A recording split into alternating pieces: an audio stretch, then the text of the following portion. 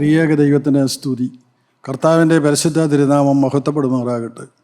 കർത്താവിനാൽ അനുഗ്രഹിക്കപ്പെട്ട വിശ്വാസികളുടെ സമൂഹത്തിന് യേശുക്രിസ്തുവിൻ്റെ അതിപരിശുദ്ധമായ നാമത്തിൽ എൻ്റെ സ്നേഹവന്ദനം. യോഹന്നാൻ്റെ സുവിശേഷം 7-ാം അധ്യായം 37 മുതലുള്ള വാക്യങ്ങളിൽ നാം വായിക്കുന്നത്, ഉത്സവത്തിൻ്റെ മഹാദിനമായ ഒടുക്കത്തെ നാളിൽ യേശു നിന്നുകൊണ്ട്, ദാഹിക്കുന്നവനെല്ലാം എൻ്റെ അടുക്കൽ വന്ന് കുടിക്കട്ടെ, എന്നിൽ വിശ്വസിക്കുന്നവൻ്റെ ഉള്ളിൽ നിന്ന് തിരുവെഴുത്ത് പറയുന്നത് പോലെ ജീവജലത്തിൻ്റെ നദികൾ ഒഴുകുമെന്ന് വിളിച്ചു പറഞ്ഞു. അവന് തന്നിൽ വിശ്വസിക്കുന്നവർക്ക് ലഭിക്കാനുള്ള ആത്മാവിനെ കുറിച്ചാകുന്നു പറഞ്ഞത്. അന്നത്തെ കാലത്ത് യെരൂശലേം ദേവാലയത്തിൽ കൂടാരപ്പെരുന്നാൾ ആചരിക്കുന്ന യഹൂദനെ നോക്കിക്കൊണ്ട് കർത്താവായ യേശു ക്രിസ്തു വേദനയോടെ പറഞ്ഞതായ വാക്യങ്ങളാണ് ഇവ. ഇന്നത്തെ തലമുറയിലും ഏറ്റവും അനിവാര്യമായിരിക്കുന്നത് പരിശുദ്ധാത്മ നിറവ് പ്രാപിക്കുക എന്നുള്ളതാണ്. കർത്താവിൻ്റെ രണ്ടാമത്തെ വരവ് ആസന്നമായിരിക്കുന്ന ഈ കാലഘട്ടത്തിൽ പരിശുദ്ധാത്മ നിറവാണ് ഒരു വ്യക്തിക്ക് വേണ്ടതായ ഏറ്റവും വലിയ അത്യാവശ്യം. എന്നാൽ ഇന്ന് അത് മനുഷ്യൻ്റെ സ്മൃതിപഥത്തിൽ നിന്ന് മാഞ്ഞു പോയിരിക്കുകയാണ്. ഇന്നത് അവൻ്റെ ലക്ഷ്യമല്ലാതായി തീർന്നിരിക്കുകയാണ്. ഈ ലോകത്തിൽ ജീവിക്കുക, മനുഷ്യൻ്റെ മുൻപിൽ നല്ലവനായി വിളങ്ങുക, തിളങ്ങുക, മനുഷ്യരെ കൊണ്ട് നല്ലത് പറയിപ്പിക്കുക, നന്നായി സുഖമായി ജീവിക്കുക, ഇതിനപ്പുറമായ ഒരു ലക്ഷ്യം ഇന്ന് മനുഷ്യനില്ലാതെ പോയിരിക്കുന്നു. പ്രിയപ്പെട്ടവരെ, അത് വേദനാജനകമായ കാര്യമാണ്. ദൈവത്തിന് സ്തോത്രം. എന്നാൽ പരിശുദ്ധാത്മ നിറവ് ദൈവം നമുക്ക് വേണ്ടി ഒരുക്കി വച്ചിരിക്കുന്ന മനോഹരമായ ഒരു പരിപാടിയാണ്. കൊരിന്ത്യർക്കെഴുതിയ 2-ാമത്തെ ലേഖനം 11-ാം അധ്യായം 2-ാം വാക്യത്തിൽ അപ്പോസ്തലനായ പൗലോസ് കൊരിന്ത്യ സഭയോട് പറയും, ഞാൻ നിങ്ങളെക്കുറിച്ച് ദൈവത്തിൻ്റെ എരിവോടെ എരിയുന്നു. ഞാൻ ക്രിസ്തു എന്ന ഏകപുരുഷന് നിങ്ങളെ നിർമ്മല കന്യകയായി ഏൽപ്പിപ്പാൻ വിവാഹ നിശ്ചയം ചെയ്തിരിക്കുന്നു. കൊരിന്ത്യയിലെ സഭയോട് അപ്പോസ്തലനായ പൗലോസ് പറയുകയാണ്, നിങ്ങൾ ആരാണെന്ന് നിങ്ങൾക്കറിയാമോ? നിങ്ങളെ ദൈവം ആരായിട്ടാണ് തിരഞ്ഞെടുത്തത് നിങ്ങൾക്കറിയാമോ? ഈ ഭൂമിയിൽ നിങ്ങൾക്ക് ജീവൻ തന്നത് എന്തിനാണെന്ന് നിങ്ങൾക്കറിയാമോ? ക്രിസ്തു എന്ന ഏകപുരുഷന് നിർമ്മല കന്യകയായി നിങ്ങളെ നിയമിച്ചിരിക്കുന്നു. അതാണ് നമ്മുടെ ഓരോരുത്തരുടെയും ദൈവം ആഗ്രഹിക്കുന്നതായ തിരഞ്ഞെടുപ്പ്. ദൈവം നമ്മെ ആക്കി വച്ചേക്കുന്ന എവിടെയാണ്? ക്രിസ്തു എന്ന ഏകപുരുഷൻ്റെ നിർമ്മല കന്യക. ആ നിർമ്മല കന്യകയായി കർത്താവായ യേശു ക്രിസ്തു നമ്മെ കാണുമോ?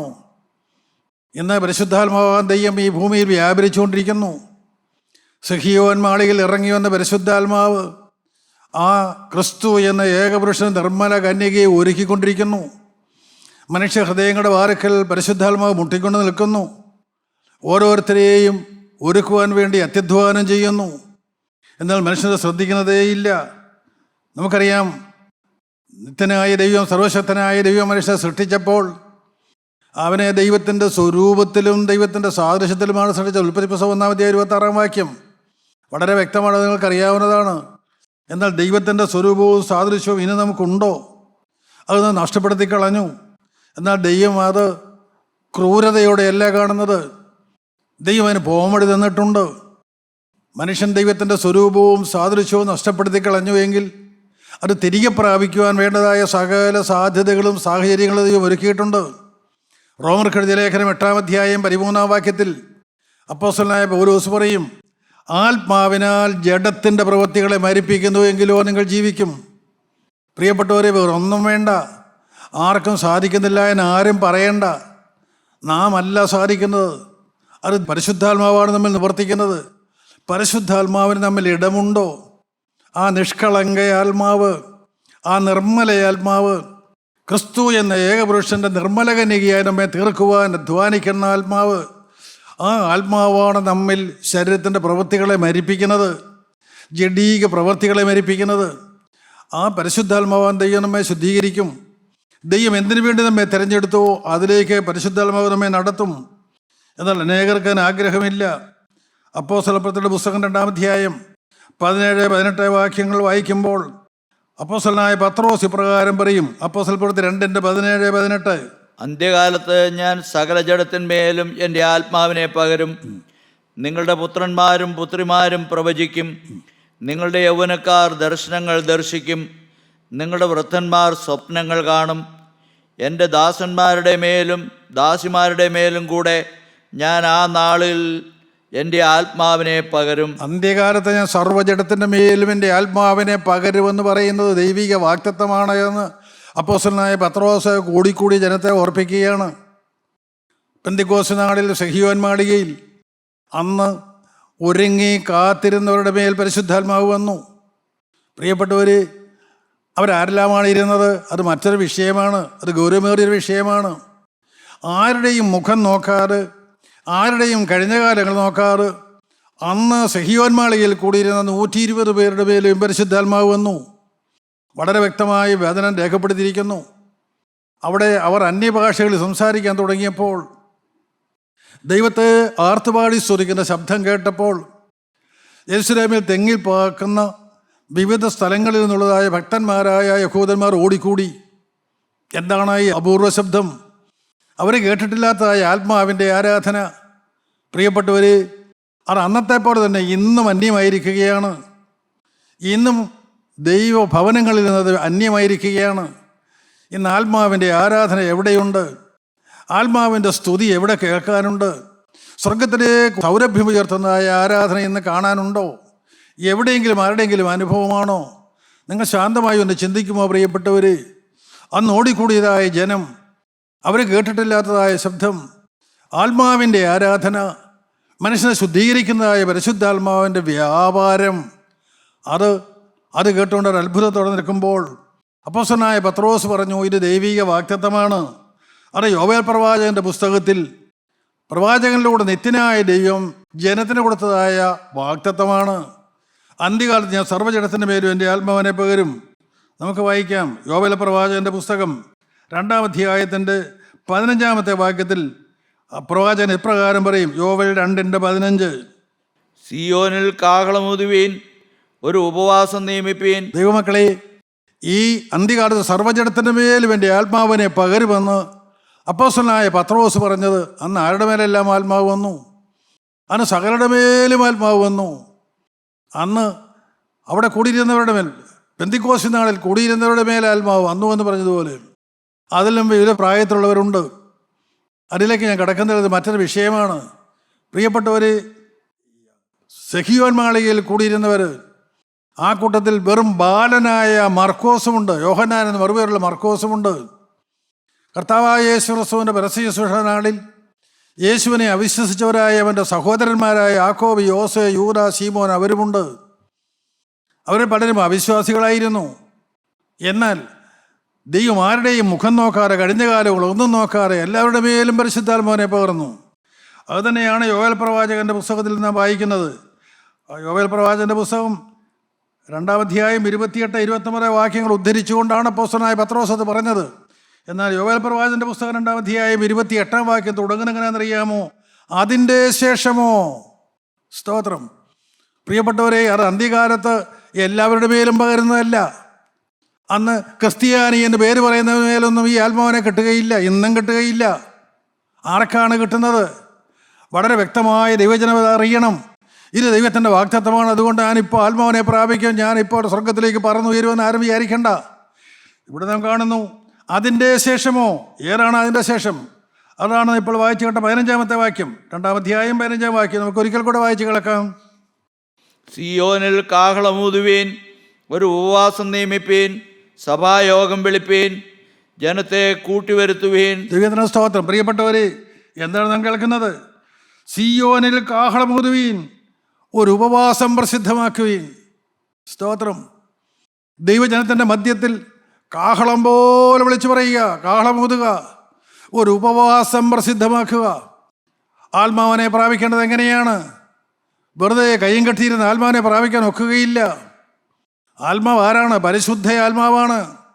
ത്രിയേക ദൈവത്തിൻ്റെ തുല്യനായ പരിശുദ്ധാത്മാവാൻ ദൈവം. പിതാവേ, പുത്രൻ, പരിശുദ്ധ റൂഹ, 3 തുല്യ ശക്തികൾ, ത്രിയേക ദൈവം. ആ ആത്മാവിനെയാണ് പ്രാപിക്കേണ്ടത്. അത് സൗജന്യം തന്നെയാണ്, അത് ദൈവത്തിൻ്റെ കൃപ തന്നെയാണ്. എന്നാൽ അത് എങ്ങനെയാണ് പ്രാപിക്കേണ്ടത്? ഒരു ഉപവാസം പ്രസിദ്ധമാക്കുവിൻ. വളരെ വ്യക്തമായി നാം അത് കേട്ടു. ദൈവത്തിൻ്റെ സ്തോത്രം. ഏതാണ് ആ ഉപവാസം? യെശയ്യാ പ്രവാചകന്റെ പുസ്തകം 58-ാം അധ്യായം 6-ാമത്തെ വാക്യം വായിക്കുമ്പോൾ യെശയ്യാ പ്രവാചകനിലൂടെ സ്നേഹവാനായ ദൈവം ഇസ്രായേലിനത്തെ ഓർപ്പിക്കുന്നുണ്ട്. അന്യായ ബന്ധനങ്ങളെ അഴിക്കുക, നുകത്തിൻ്റെ അമിക്കയറുകളെ അഴിക്കുക, പീഡിതരെ സ്വതന്ത്രരായി വിട്ടയക്കുക, എല്ലാ നുകത്തെയും തകർക്കുക. ഇതല്ലയോ ദൈവം പ്രസാദിക്കുന്ന ഉപവാസം? അന്യായ ബന്ധനങ്ങളെ അഴിക്കുക. പ്രിയപ്പെട്ടവർ, പരിശുദ്ധാത്മാവിനെ പ്രാപിക്കണമെങ്കിൽ ഒരു ഉപവാസം പ്രസിദ്ധമാക്കണം. സഭ ഒന്നടങ്കം ഉപവാസം പ്രസിദ്ധമാക്കണം. അത് യെശയ്യാ പ്രവാചകന്റെ പുസ്തകത്തിൽ വളരെ വ്യക്തമായി പറയുന്നുണ്ട്. എല്ലാവരെയും കൂട്ടിവരുത്തുവീൻ, ശിശുക്കളെയും മുല കുടിക്കുന്നവരെയും കൂട്ടിവരുത്തുവീൻ, ആ ബാലവൃദ്ധം സകലജനത്തെയും കൂട്ടിവരുത്തുവീൻ, ദൈവസനയിൽ കൂട്ടിക്കൊണ്ടുവരുവീൻ. എന്നിട്ട് അന്യായ ബന്ധനങ്ങളെ അഴിക്കുക. ദൈവത്തിലെ നിന്റെ ജീവിതത്തിൽ വന്ന ഓരോ പാപങ്ങളും അന്യായ ബന്ധനങ്ങളാണ്. സാത്താൻ നിന്നെ പാപത്തിൻ്റെ കയറുകൾ കൊണ്ട് ബന്ധിച്ചിരിക്കുകയാണ്. ഇന്ന് അനേകരുടെ ജീവിതത്തിൽ ബന്ധനങ്ങളുണ്ട്. സ്തോത്രം. നിങ്ങൾ സത്യം തിരിച്ചറിയണം. കർത്താവായ യേശു ക്രിസ്തു ബേഥാനിലേക്ക് ചെന്നു. ബേഥാനിയിൽ കരഞ്ഞുകൊണ്ടിരിക്കുന്ന മാർത്തയോടും മറിയോടും ചോദിച്ചു, അവനെ വെച്ചത് എവിടെ? അവർ കരയുന്നത് ലാസർ മരിച്ചത് കൊണ്ടാണ്, അവനെ അടക്കിയത് കൊണ്ടാണ്. ലാസറിനെ അടക്കിയത് 4-ാം ദിവസമാണ് കർത്താവായ യേശു ക്രിസ്തു അവിടേക്ക് ചെന്നത്. യേശു ക്രിസ്തു ലാസറിനെയും മാർത്തയെയും മറിയെയും എല്ലാവരെയും സ്നേഹിക്കുന്നുണ്ടായിരുന്നു. എന്നാൽ എന്തുകൊണ്ടാണ് കർത്താവ് വരാൻ വൈകിയത്? അവനെ അടക്കുന്നതിന് മുൻപ് വന്നിരുന്നുവെങ്കിൽ കർത്താവിനവനെ ഉയർപ്പിക്കാൻ കഴിയുമായിരുന്നു അവർക്ക് വിശ്വാസമുണ്ട്. എന്നാൽ അവനെ അടക്കിക്കഴിഞ്ഞു. 4 ദിവസമായി, ചീഞ്ഞ് നാറിത്തുടങ്ങി. ഇനി എന്ത് ചെയ്യാനൊക്കും? അവരുടെയും ആശ അറ്റുപോയി. അവർ കരയുകയാണ്. അവിടെ ഇരിക്കലേക്ക് കർത്താവായ യേശു ക്രിസ്തു എന്നോട് ചോദിച്ചു, അവനെ വെച്ചതെവിടെ? അവരെ കബറിടം കൊണ്ടുപോയി കാണിച്ചു കൊടുത്തു. ലാസറിനെ അടക്കിയതായ കല്ലറ കാണിച്ചു കൊടുത്തു. കല്ലറയുടെ വാരത്തിൽ നിന്നുകൊണ്ട് കർത്താവ് പറഞ്ഞു, കല്ല് നീക്കുവീൻ. ആ കല്ലറ അടച്ചു വച്ചിരിക്കുന്ന ആ വലിയ കല്ല്, അനേകർ ചേർത്ത് ഉരുട്ടി അടച്ചു വച്ചിരിക്കുന്ന ആ കല്ല്, ആ കല്ല് മാറ്റുവീൻ. മാർത്ത പറഞ്ഞ, കർത്താവേ, നാറ്റം വെച്ചു തുടങ്ങി, 4 ദിവസമായല്ലോ, ഇനി അത് തുറക്കാൻ വയ്യ, നാറും. സ്തോത്രം, ദൈവത്തിന് സ്തോത്രം. കർത്താവ് പറഞ്ഞു, മാർത്തയെ വിശ്വസിച്ചാൽ നീ ദൈവത്തിൻ്റെ മഹത്വം കാണുമെന്ന് എന്നോട് പറഞ്ഞില്ലയോ? കല്ല് മാറ്റുവീൻ. അവർ കല്ലുമാറ്റി ഉടയവൻ മുകളിലേക്ക് നോക്കി, ജീവദായകൻ മുകളിലേക്ക് നോക്കി.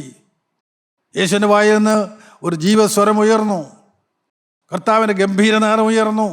എന്താണത്? ലാസറേ, പുറത്തു വരിക. നിങ്ങൾ ശ്രദ്ധയോടെ കേൾക്കുന്നുണ്ടല്ലോ. ജീവനുള്ളവനായി ലാസർ പുറത്തു വന്നു. എന്നാൽ മനുഷ്യൻ കെട്ടിയതായ കെട്ടുകൾ അവനിലുണ്ട്. അവൻ്റെ കൈകളും കാലുകളും ബന്ധിച്ചിരുന്നു. അവൻ്റെ മുഖത്ത് റൂമാൽ കൊണ്ട് മൂടിയിരുന്നു. അവൻ ജീവൻ പ്രാപിച്ചു. ലാസറേ, പുറത്തു വരിക എന്ന ശബ്ദം കേട്ട് ലാസർ കല്ലറയിൽ നിന്ന് വെളിയിലേക്ക് വന്നു. എന്നാൽ അവൻ്റെ കൈകാലുകൾ കെട്ടിയിരുന്നു, അവൻ്റെ മുഖം റൂമാൽ കൊണ്ട് മൂടിയിരുന്നു. ദൈവത്തിന് സ്തോത്രം. നിങ്ങൾ ശ്രദ്ധിക്കുന്നുണ്ടല്ലോ. അവൻ്റെ കെട്ടഴിപ്പീൻ അവൻ പോകട്ടെ. കർത്താവ് പറഞ്ഞു, മനുഷ്യൻ കെട്ടിയ കെട്ടുകൾ മനുഷ്യൻ തന്നെ അഴിക്കണം, അഴിച്ചേ മതിയാകുള്ളൂ. പ്രിയപ്പെട്ടവർ, ആരെല്ലാം എൻ്റെ ദൈവസനയിൽ തകർന്ന ഹൃദയത്തോടെ ഇരിക്കുന്നുണ്ട്? അന്യായ ബന്ധനങ്ങളെ അഴിക്കാൻ ആർക്കെല്ലാം മനസ്സുണ്ട്? അന്യായ ബന്ധനങ്ങളെ അഴിക്കേണ്ടത് കർത്താവായ യേശു ക്രിസ്തുവാണ്. യോഹന്നാന്റെ സുവിശേഷം 10-ാം അധ്യായം 10-ാമത്തെ വാക്യത്തിൽ കർത്താവായ യേശു ക്രിസ്തു വളരെ വ്യക്തമായി ഇത് പറയുന്നുണ്ട്. യോഹന്നാന്റെ സുവിശേഷം 10-ാം അധ്യായം 10-ാമത്തെ വാക്യം അവിടെ നാം വായിക്കുന്നത് അങ്ങനെയാണ്: മോഷ്ടിപ്പാനും അറുപ്പാനും മുടിപ്പാനുമല്ലാതെ കള്ളം വരുന്നില്ല. അവർക്ക് ജീവനുണ്ടാകുവാനും സമൃദ്ധിയായിട്ടുണ്ടാകുവാനും അത്രേ ഞാൻ വന്നിരിക്കുന്നത്. ദൈവത്തിന് സ്തോത്രം. സാത്താന്റെ സകല പ്രവൃത്തികളെ അഴിപ്പാൻ, അവൻ്റെ ബന്ധനങ്ങളെ അഴിപ്പാനാണ് കർത്താവായ യേശു ക്രിസ്തു വന്നിരിക്കുന്നത്. പ്രിയപ്പെട്ടവർ, ദൈവത്തിന് സ്തോത്രം. അതിനവൻ ശക്തനുമാണ്. നമുക്കറിയാം, ഇതാ യബ്ബോക്ക് കടവെങ്കിൽ യാക്കോബ് നിസ്സഹായനായിരിക്കുകയാണ്. യാക്കോബ് ഇപ്പോൾ വലിയ കൗശലക്കാരനാണ്, ഉപായിയാണ്. എന്നാൽ ഇപ്പോൾ സഹോദരനായ ഏശാവ് 400 പേരുമായി അവൻ്റെ നേരെ വരുന്നു എന്നുള്ള വാർത്തയാണ് അവൻ കേട്ടത്. കൊന്നുകളയും. 20 വർഷങ്ങൾക്ക് മുൻപ് ജ്യേഷ്ഠാവകാശം പായസം കൊടുത്ത് വിലയ്ക്ക് വാങ്ങിയവനാണവൻ. അപ്പൻ്റെ അനുഗ്രഹം ഞാൻ മൂത്ത മകനായ ഏശാവാണെന്ന് പറഞ്ഞ് അപ്പനോട് തട്ടിയെടുത്തവനാണ് യാക്കോബ്. അവൻ വൈരാഗ്യം തീർക്കുമോ? ഭയം ഉള്ളിൽ കിടക്കുകയാണ്. ആ ഭയവുമായിട്ടാണ് യാക്കോബ് തനിക്കുള്ള ഭാര്യമാരെയും മക്കളെയും കുഞ്ഞുങ്ങളെയും എല്ലാമായി തിരികെ പോകാനായിട്ട് ഒരുങ്ങുന്നത്. അവൻ്റെ ഭയം മാറിയിട്ടില്ല. ദൈവത്തിന് സ്തോത്രം. പ്രിയപ്പെട്ടവരെ, യബ്ബോക്ക് കടവ് ഒരു രാത്രി ദൈവം അനുവദിച്ചു കൊടുത്തതായ രാത്രി, അവരുടെ സർവ്വത്തെ ഇവൻ അക്കരെ കടത്തിയിട്ട് അവൻ ഇക്കരെ നിന്നു. യബ്ബോക്ക് കടവിൽ ഇക്കരെ നിന്നു. അവിടെ വേദോസ്തലത്തിൽ എത്ര മനോഹരമായിട്ടാണ് എഴുതിയിരിക്കുന്നത്. ഒരു ദൈവദൂതൻ അവനോട് രാത്രി മുഴുവനും മല്ല് പിടിച്ചു. ഏതാണ് ആ ദൈവദൂതൻ? അന്ന് യേശുക്രിസ്തുവായി അവതരിച്ചിട്ടില്ലാത്ത പുത്രനായ ദൈവം ഈ യാക്കോബിനെ വീണ്ടെടുക്കുവാൻ, അവൻ്റെ ബന്ധനം അഴിക്കുവാൻ വന്ന് നിൽക്കുകയാണ്. അവനോട് വാദിച്ചുകൊണ്ട് നിൽക്കുകയാണ്. അവൻ്റെ ഹൃദയത്തോട് വാദിച്ചുകൊണ്ട് നിൽക്കുകയാണ്. പക്ഷെ അവൻ ഒട്ടും താഴുന്നില്ല. പ്രിയപ്പെട്ടവർ, ആ ഹൃദയം കടുത്തുപോയി. 20 വർഷക്കാലം ദൈവത്തിൽ നിന്നകന്ന് ആരാധനയില്ലാതെ ജീവിച്ച യാക്കോബിൻ്റെ ഹൃദയം കഠിനപ്പെട്ടു പോയി. യാക്കോബ മാറുന്നില്ല, മാനസാന്തരപ്പെടുന്നില്ല, ദൈവത്തിന് മുമ്പിൽ തന്നെ താഴ്ത്തുന്നില്ല. അവൻ്റെ ഹൃദയം ആർദ്രമാകുന്നില്ല. അവനെ അനുഗ്രഹിപ്പാൻ ദൈവത്തിന് കഴിയുന്നില്ല. അവൻ്റെ ബന്ധനമഴിച്ച് അവൻ്റെ പിതാവിൻ്റെ ഭവനത്തിലേക്ക്, ദേശത്തേക്ക് പറഞ്ഞയക്കാൻ ദൈവത്തിന് കഴിയുന്നില്ല. നിങ്ങൾക്കിത് മനസ്സിലാവുമല്ലോ. ഇന്ന് അനേകരെ അനുഗ്രഹിക്കാൻ കർത്താവായ യേശു ക്രിസ്തു വന്നിട്ടുണ്ട്. പക്ഷേ അനുഗ്രഹിക്കാൻ കഴിയുന്നില്ല. മനുഷ്യൻ അനുതപിക്കുന്നില്ല. അവൻ്റെ ഹൃദയം ആർദ്രമാകുന്നില്ല. അവൻ്റെ കണ്ണുകൾ നനഞ്ഞതല്ല. അവനിന്ന് അനുതാപമില്ല. തകർന്ന ഹൃദയമില്ലാതിരിക്കുകയാണ്. ദൈവത്തിന് ഒന്നും ചെയ്യാൻ സാധ്യമല്ല. പ്രിയപ്പെട്ടവർ, ദൈവത്തിന് സ്തോത്രം. ഗത്യന്തരമില്ലാതെ സ്നേഹവാനായ ദൈവം യാക്കോബിൻ്റെ തുടയുടെ തടത്തിൽ തൊട്ടു വരുന്ന വായിക്കുന്നു. അവൻ്റെ തുട ഉളുക്കിപ്പോയി, നടക്കാൻ വയ്യ. അവൻ്റെ തൻ്റെ ഇടം എന്തായിരുന്നറിയാമോ? യേശാവിൻ്റെ ആളുകളെ വന്നാലും ഞാൻ ഓടി രക്ഷപ്പെടും, ഞാൻ ഉപായിയാണ്, ഞാൻ ബുദ്ധിശാലിയാണ്, ഞാൻ ആരോഗ്യവാനാണ്, ഞാൻ ഓടും, അവനെന്നെ പിടിക്കാൻ കിട്ടുകയില്ല. ഈ പ്രാഗൽഭ്യം ഉള്ളിലെ സ്വയം നിൽക്കുകയാണ്. അവൻ്റെ തുടയുടെ തടത്തിൽ മേൽ ദൈവം തൊട്ടു. അവൻ്റെ ദേഹം ഉളുക്കി, തുട ഉളുക്കി. ഇനി ഓടാൻ നിവർത്തിയില്ല. ധ്യാനിക്കുന്ന ആത്മാവേ, വചനം കേൾക്കുന്ന ദൈവവേദലേ, സ്നേഹവാനായ ദൈവം നിന്റെ തുടയുടെ തടം ഉളുക്കണമോ? നീ തല്ല് കൊള്ളണമോ? നിന്റെ ജീവിതത്തിൽ കെടുതി വരണമോ? അല്ലാതെ മാനസാന്തരപ്പെടുന്നതല്ലേ നല്ലത്. സ്വയം ചിന്തിക്കുക. നിന്റെ ജീവിതത്തിൽ ഒരു അനർത്ഥം വരാറ്, ഒരു അപകടം വരാറ്, ദൈവത്തിൻ്റെ കരം നിന്നെ കുളുക്ക് വരുത്താറ്, നീ തന്നെത്താൻ മാനസാന്തരപ്പെടുന്നത് നല്ലത്. ദൈവത്തിനെ താഴുന്നത് നല്ലത്. സ്തോത്രം. എന്നാൽ ദൈവം അനേകരോട് സംസാരിക്കുന്നുണ്ട്, പക്ഷേ സംസർഗമില്ല. നിങ്ങൾക്കത് പിടികിട്ടുമോ? ദൈവം സംസാരിക്കുന്നുണ്ട്, ദൈവശബ്ദം കേൾക്കുന്നുണ്ട്, പക്ഷേ അനേകരുടെ ഹൃദയത്തിന് ദൈവവുമായി സംസർഗമില്ല. നിങ്ങൾക്കറിയാം, ദൈവത്തിൻ്റെ സൃഷ്ടിയായ ആദാം എല്ലാ ദിവസവും വൈകുന്നേരം ദൈവം ഇറങ്ങി വരും. എന്നും കൂട്ടായ്മയുണ്ട്. ദൈവത്തിൻ്റെ സൃഷ്ടിയായ മനുഷ്യനും ദൈവവുമായി എന്നും കൂട്ടായ്മയുണ്ട്. എന്നും വെയിലാറുമ്പോൾ ഇറങ്ങി വരുന്ന ദൈവം ഏതും തരുതലുകളുടെ ഇടയിലൂടെ രണ്ടുപേരുടെയും തോളിൽ കൈയിട്ടുകൊണ്ട് നടക്കും. ഇതാണ് കൂട്ടായ്മ. സ്തോത്രം. ദൈവമെല്ലാം തുറന്നു പറയും. ദൈവത്തോടൊക്കെല്ലാം തുറന്നു പറയാം. അവർക്ക് എന്തെങ്കിലും വിഷയങ്ങളുണ്ടെങ്കിൽ പറയാം. എത്ര മനോഹരമായ കൂട്ടായ്മ. അവിടെ സ്തുതി ഉയർന്നിരുന്നു. പിതാക്കന്മാരെയും ഈറയൻ മാലാഖമാർ പോലും അസൂയപ്പെട്ടു. മണ്ണിൻ്റെ ഉയർച്ചയിൽ ആശ്ചര്യം കൊണ്ടു. മൺമയനായ മനുഷ്യൻ, ആ മനുഷ്യനോട് ചേർന്ന് ദൈവം നടക്കുന്നു. നിത്യനായ ദൈവം, സർവശക്തനായ ദൈവം പാവപ്പെട്ട മനുഷ്യനോട് നടക്കുന്നു. അതാണ് ദൈവത്തിൻ്റെ ആഗ്രഹം. പ്രിയപ്പെട്ടവരെ, ദൈവത്തിൻ്റെ സ്തോത്രം. ദൈവം മനുഷ്യന് വേണ്ടി സകലവും സൃഷ്ടിച്ചു. ഉൽപ്പത്തി പുസ്തകത്തിൽ നാം കാണുന്നുണ്ട്. ദൈവം സൃഷ്ടിച്ചതായ 6 ദിവസങ്ങളിലെ സൃഷ്ടി, ഇതെല്ലാം മനുഷ്യന് വേണ്ടി ദൈവം സൃഷ്ടിച്ചതാണ്. 6ാമത്തെ ദിവസം ദൈവം മനുഷ്യനെ സൃഷ്ടിച്ചു. ആ മനുഷ്യനെ സൃഷ്ടിച്ചതിൻ്റെ 1ാമത്തെ ദിവസം, ദൈവത്തിൻ്റെ 7ാമത്തെ ദിവസം, അന്ന് ദൈവം പറഞ്ഞു, ഇന്ന് സ്വസ്ഥത. സ്തോത്രം. എന്താണ് സ്വസ്ഥത? എന്താണ് ദൈവത്തിൻ്റെ സ്വസ്ഥത? പ്രിയപ്പെട്ടവരെ, ദൈവത്തിൻ്റെ സൃഷ്ടിയായ മനുഷ്യനോടുകൂടെ കഴിയുന്നതാണ് അവൻ്റെ സ്വസ്ഥത. അതാണ് അവൻ്റെ സന്തോഷം.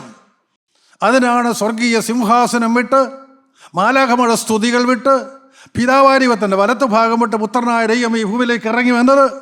മനുഷ്യനോടുകൂടെ വസിക്കാനാണ്, മനുഷ്യൻ്റെ കൂട്ടായ്മയ്ക്കാണ്. അതാണ് ദൈവത്തിൻ്റെ സ്വസ്ഥത. അതാണ് മനുഷ്യൻ്റെ സ്വസ്ഥത. അസ്വസ്ഥത ഇന്നുണ്ടോ? അസ്വസ്ഥതയുണ്ടോ? അത് മനുഷ്യൻ ദൈവത്തോട് ചേർന്ന് നടന്ന കൂട്ടായ്മയെ ആചരിക്കുന്നത് കണ്ടപ്പോൾ, ആ സ്വസ്ഥത അനുഭവിക്കുന്നത് കണ്ടപ്പോൾ, അവനെ തകർക്കുവാൻ പിശാച് ഗൂഢതന്ത്രം ഉപയോഗിച്ചു. അനുസരണക്കേട് വന്നു, പാപം വന്നു, ദൈവമായുടെ സംസർഗം പോയി. പക്ഷേ ദൈവമായുടെ സംസർഗം പോയി എങ്കിലും ദൈവം ആദാമിനോട് സംസാരിക്കുന്നുണ്ട്, സംസാരമുണ്ട്. സ്തോത്രം. പ്രിയപ്പെട്ടവർ, ആദാമിനോട് ദൈവം സംസാരിക്കുന്ന പല അവസരങ്ങളുണ്ട്. ആറാം പാപം ചെയ്തോടൊന്ന് വെളിയിലാക്കുമ്പോഴും ദൈവം അവനോട് സംസാരിക്കുന്നുണ്ട്, വാഗ്ദത്തം കൊടുക്കുന്നുണ്ട്. പക്ഷെ സംസർഗമില്ല, ദൈവമായുള്ള ബന്ധമില്ല. സഹോദരീ സഹോദരങ്ങളെ, നിങ്ങൾക്ക് പ്രാർത്ഥിക്കുന്ന ദൈവമായിട്ട് നിങ്ങൾക്ക് ബന്ധമുണ്ടോ? നിങ്ങൾക്ക് സംസർഗമുണ്ടോ? നിങ്ങൾക്ക് കൂട്ടായ്മയുണ്ടോ? അവൻ നിങ്ങളുടെ ഹൃദയത്തിലേക്ക് ഇറങ്ങി വരുന്ന അനുഭവം നിങ്ങൾക്കുണ്ടോ? അവൻ നിങ്ങളോട് ഹൃദ്യമായി സംസാരിക്കുന്ന അനുഭവം നിങ്ങൾക്കുണ്ടോ? അവരുമായി ഒന്നിച്ച് കിടന്നുറങ്ങുന്ന ശ്രേഷ്ഠമേറിയ അനുഭവം, അവരോടുകൂടെ സ്വസ്ഥത അനുഭവിക്കുന്ന അനുഭവം നിങ്ങളുടെ ജീവിതത്തിലുണ്ടോ? 24 മണിക്കൂർ നമ്മൾ അനുഭവിക്കേണ്ടതാണ്. എന്നാൽ ആറാം ഈ ഭൂമിയിൽ, ശാപകരമായ ഭൂമിയിൽ ജീവിക്കുമ്പോൾ ആറാമിന് കയ്യനുണ്ടായി. കയ്യൻ ദുഷ്ടനെന്നുള്ളവനാണെന്ന് വളരെ വ്യക്തമായി വേദോസ്തവം പറയുന്നു. എന്തുകൊണ്ട്? ആറാമിൻ്റെയും ഭാര്യയുടെ ഹൃദയത്തിൽ സാത്താൻ കുടിയിരുന്നു. ദൈവമല്ല, സാത്താനായിരുന്നു. ആ സാത്താൻ്റെ ഹൃദയത്തിൽ വസിക്കുന്ന ആറാമിന് ഹോവായിക്കും ആദ്യമുണ്ടായ മകൻ കയ്യനൻ, സാത്താനിൽ നിന്നുള്ളവൻ. സഹോദരങ്ങളെ, നിങ്ങൾ ശ്രദ്ധിക്കുമോ? മക്കൾ വഴിതെറ്റിപ്പോകുന്നുവെന്ന് കേഴുന്ന മാതാപിതാക്കന്മാരെ നിങ്ങൾ ശ്രദ്ധിക്കുമോ? എന്തുകൊണ്ടാണ് ഇത് സംഭവിക്കുന്നത്? ദൈവവുമായി സംസർഗമില്ല, ദൈവവുമായി സംഭാഷണമുണ്ട്. നിങ്ങൾ പ്രാർത്ഥിക്കുന്നവരാണ്, നിങ്ങൾ കൂട്ടായ്മയ്ക്ക് പോകുന്നവരാണ്, നിങ്ങൾ ദൈവാലയത്തിൽ പോകുന്നവരാണ്, പക്ഷേ ദൈവവുമായുള്ള സംസർഗമില്ല.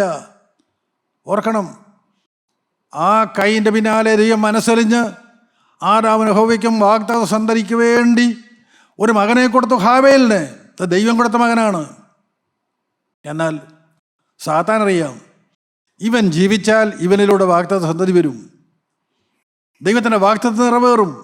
അത് പാടില്ല. സാത്താൻ കയ്യിലൂടെ ഹാബേലിനെ കൊന്നുകളഞ്ഞു.